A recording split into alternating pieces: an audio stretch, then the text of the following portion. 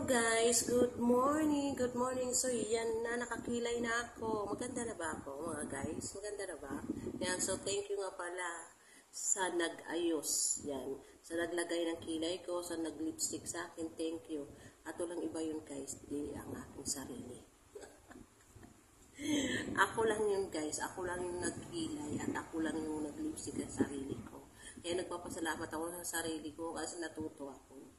Yan, so ngayon guys, ang papag-aralan natin, ngayon guys, ang gagawin natin ngayong umaga na to, ay, kung nakikita nyo to guys, yan, so ito si saging, yan, lakatan to guys, lakatan. Alam nyo ba guys na ano, diba, alam naman natin lahat na maraming benefits yung saging, diba, alam nyo naman. Pero may isa pa akong nalaman kasi yung ano talaga binibigay ng saging. Yan. So sana alam nyo rin itong nag-iisang alam ko. May nag-iisa akong alam ko na hindi nyo siguro alam, na alam nyo rin, na alam ko rin. Yan. So nalaman ko lang to. Kailan lang din, pero gusto ko lang din i-share sa inyo yung nalalaman kong nag-iisa lang. Kasi diba ang benefits nitong saging, ang alam lang natin ay may vitamins, di ba? May vitamins siya. May B6 siya. Yan, B6. And may fiber, may potassium, may magnesium, vitamin C. Yan, so manganese yan. So yun yung mga benefits yan. Yung benepisyo ng saging. Yan. So, yan, saging or banana. Yan, so yun yung binibigay sa atin guys, di ba, ng saging or banana, di ba? So, any kind of saging, di ba? Kahit anong klase ng saging, yan. Kahit anong klase ng saging, kainin natin guys. Yan.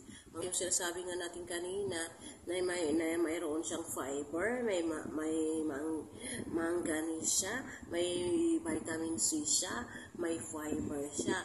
So, yung isang nalaman ko guys, yung isang nalaman ko na isa pang napakahalaga ng saging din para sa atin at talaga namang totoo kasi na-try ko ito. Yan. So, kailangan pala sa bahay natin guys, hindi tayo nagpapawala ng saging. Yan. So, mamaya may idadagdag rin pala akong isang kaalaman tungkol sa saging, di ba? So, dalawa palang kaalaman. Yan, dalawang nalaman ko sa saging. Yan. Yung isa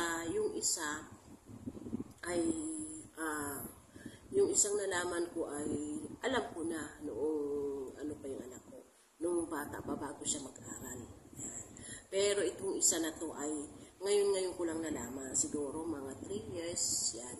Mga 3 years ago nalaman ko. Yan, ayon sa kalusugan. Yan. So kailangan pala ito pala guys, lagi tayo may saging sa bahay, no? Yan.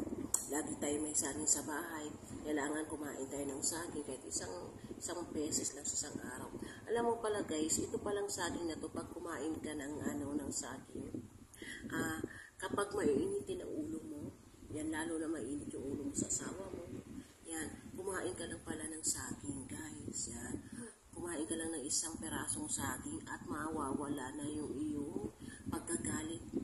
Yan, mawawala yung galit mo sa iyong asawa or kanino man, hindi na tayo magiging mainitin ang ulo. Yun. Nasubukan ko rin naman to guys, totoo nga. Yan. Diba? Kung talagang napabawasan yung galit mo. So, ito na yun. Kailangan natin ng saging. Yan guys ha. Yan ha, sinabi ko na sa inyo yung totoo, yung sikreto pala nito. Yan, isang nalaman ko. At isa pa guys, yung nalaman ko dito, sa saging na to, ay, noong baby pa yung anak ko, noong baby pa, sabi sa akin, kung gusto mong mabilis makapagbasa, yung iyong anak, sabi yung gano'n sa akin, kung gusto mong mabilis makapagbasa, yan yung iyong anak, kahit na 3 years old, 4 years old, yan, so ito daw yung saging na to, pagkapasok niya raw ng school, unang pasok niya sa school, una pa lang guys, kunwari kinder siya o nursery, papasukin mo na siya. Unang araw na school, pero mag-ready ka na guys ng magupit ka sa libro ng big letter A. Yan, malaking letter A, yung A, as in apple. Yan, magupit ka nun, lagay mo sa wallet mo. Yan, kapag nag-aral na siya guys, yun, pagka sa umaga, bago kayo umalis no, sa school, lalagay mo, itutusok mo dito. Itutusok mo dito yung yung letter A na yan, lalagay mo sa loob, tapos pakain mo na sa kanya. Or pag nag-almusal siya, yan, pakain mo sa kanya yan. Papakagat mo sa kanya, yan. Yan, tutusok mo na doon sa ilalim, kukuha ka ng matulis na bagay, or stick, yan, or malinis sa stick, yan, kukuha ka at papakain mo sa kanya, ganyan. Yan. Yan. Yung parang guys, kapag nakain na ng bata yun, ay mabilis siya makapagbasa. Yan. Mabilis siya makapagbasa ng mga salita kahit na 3 years old pa lang siya. Alam niya nang basahin yung mga simple mga words lang. Cat, dog, diba? Alam niya na lahat yan. Mabilis lang siya. Yan. So, yun pala yung totoo naman guys. Kasi, nasubukan ko sa anak ko.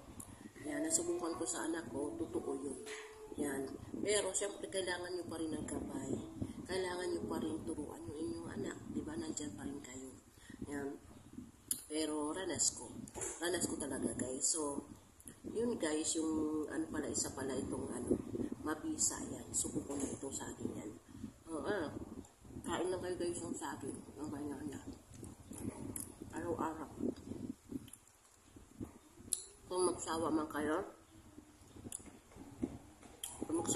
sa saging,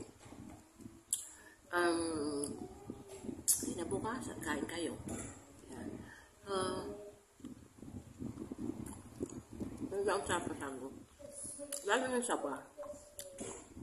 Yung saba guys, kahit na hindi mo na siya kumain. Ang sarap. Diba? Mavitamin siya. Oh. Ang sarap. Ginaganahan ako.